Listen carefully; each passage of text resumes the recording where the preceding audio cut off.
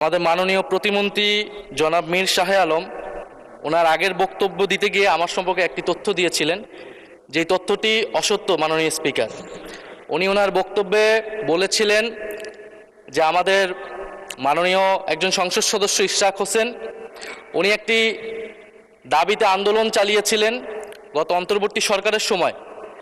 উনি শেখ হাসিনা সরকারের অবৈধ নির্বাচনের বৈধ মেয়র হিসেবে নিজেকে ঘোষণা করার দাবি জানিয়েছিলেন।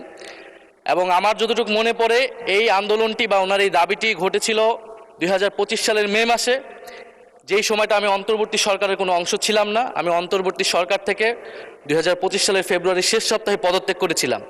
ফলে ওনার এই অসত্য তথ্যটিকে সংশোধন করার অনুরোধ রইল মাননীয় স্পিকার। এই জন্য আপনার দৃষ্টি আকর্ষণ করছি, এটা খুব বেশি দিন আগের ঘটনা নয়।